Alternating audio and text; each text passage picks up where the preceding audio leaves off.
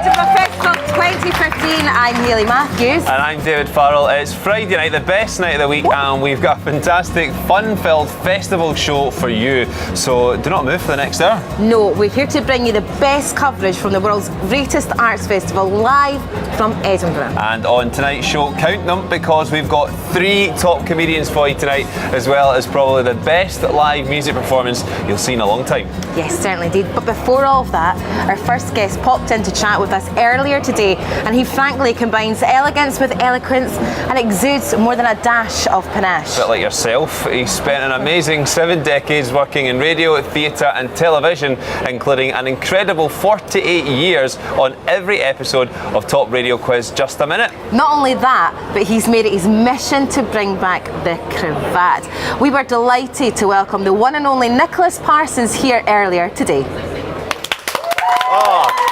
And we're delighted to say that Nicholas Parsons joins us now. Great to see you, Nicholas. It's lovely to be here, David, and to you, Hayley, as well. Lovely to meet you. Thank you for joining us. Now, this is your 15th year at the festival. Doing this happy, I've been up here many times in the past, but I'm doing this Nicholas Parsons Happy Hour for the 15th year, yes. 15 years, do you get nervous still before you go on stage? Well, you always get a bit anxious and tense because, I mean, it's the whole thing, show business. I mean, you're only as good as your last performance, and you get anxious. Is he going to go? You know it's gone well before, but will he go well again? And if you get in that sort of state of mind, which is nerves, I suppose, then that pumps the adrenaline, and hopefully it will be the same again. Yeah. So Nicholas, Happy Hour at the Pleasance, who are your guests this year? Oh, I've got some wonderful guests, but I mean, tonight I open the show again, and first guest is Craig Hill, who's great, of course he's from Glasgow as well, so we have that in common. We can talk about that. And so Craig, because I go way back, you know, to Glasgow. That's right, Clydebank. You were in Clydebank for a while. Yes, because I served my time there. I got my full lines. I'm a fully qualified marine and mechanical engineer. I mean, I didn't want to. I did that to please my family. I wanted to be an actor.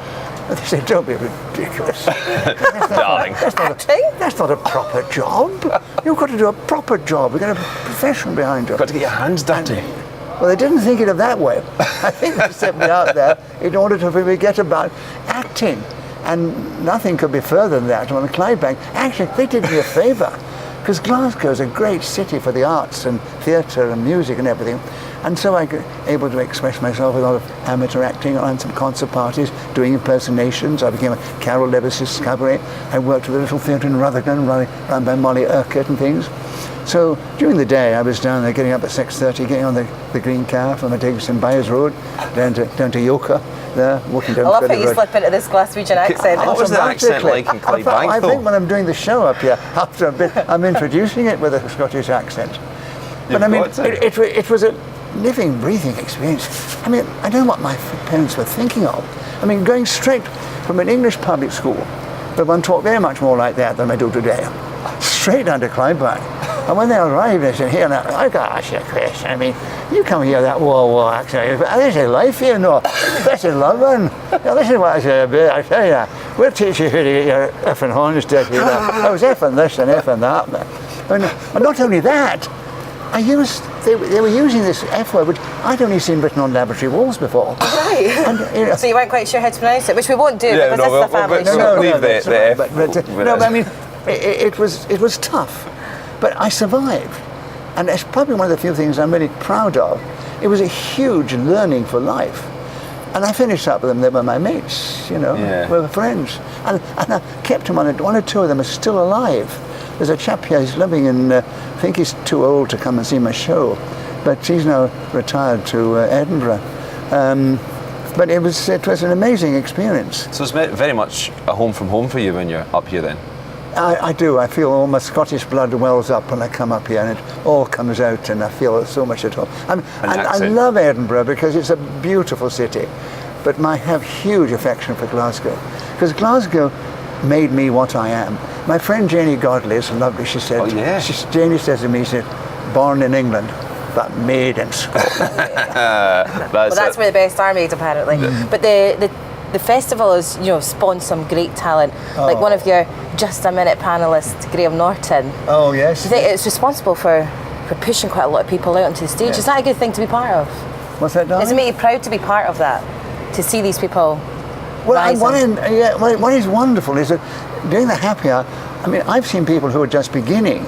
I mean, John Bishop was in what he called the Hood, with 6 people in the audience, and he came upon my guests. Now, nothing to do with me. I didn't discover him. It was his own talent that made him the star he is. But there's Michael McIntyre, Daniel Sloss, and they all came on my show when they were unknowns almost. And look at them where they're now, and I'm thrilled. I didn't help to. I just gave them that little edge up by giving them exposure. And I call it the Nicholas Parsons Happy Hour because, you know, it is the time of the happy hour. And so I get up and do a bit of stand-up comedy, and I throw out tubes of Smarties to those who want to be clever, and do a bit of improvised comedy with them. And then I have guests, and they come on, and it's been great. So, I mean, Daniel Sloss had just arrived as a 17-year-old. He's my guest tomorrow. And he was very raw, and he came on as a guest. I chatted to him. And then he phoned up and said, "Can I come back again?" He said, "My business has doubled." And that was his starting point. And Daniel's brilliant. But it's their own talent that's made them. I'm not taking any credit for that. Malcolm McIntyre, John Bishop, you mentioned it. It's a who's who of comedy talent. Absolutely, they've all been on. My dear friend Giles Brandreth is my guest tonight, and I've known Giles for years. He's great on Just a Minute. And we're doing 2 Just a Minutes while we're up here at Potter Row, the BBC at Potter Row. And we've got Paul Merton over there, so in the guest who we've got at Potter Row. Paul Merton, Giles Brandreth. Oh, and Janie Godley's coming on. She's very good on that one. Your pal Janie Godley. Well, listen, definitely not to be missed. Yeah, it's brilliant. Nicholas, an amazing story, and thank you very much. You're bringing this to an end? We do have to, unfortunately. I do over an hour on my show. I could go on for a bit. You can stay for a coffee if you Nicholas want. Parsons, I've got a coffee there. You're staying longer. Listen, I'll go right back to Clydebank. That's true. We don't want to mess with you. You've been to Clydebank. I'll put you one in the face. So very well. Yeah, here's our call. Get the I'm no fine. I'm away. Nicholas, thank you. Thank you. Time for some music now. The Sons of Pitches are an amazing vocal group who combine soaring solos, impeccable harmonies and sensational beatboxing. You're on a roll tonight. I am. Don't believe us? Just watch. They dropped in earlier so you can judge for yourself. Here they are to take us to the break with Uptown Funk. Woo!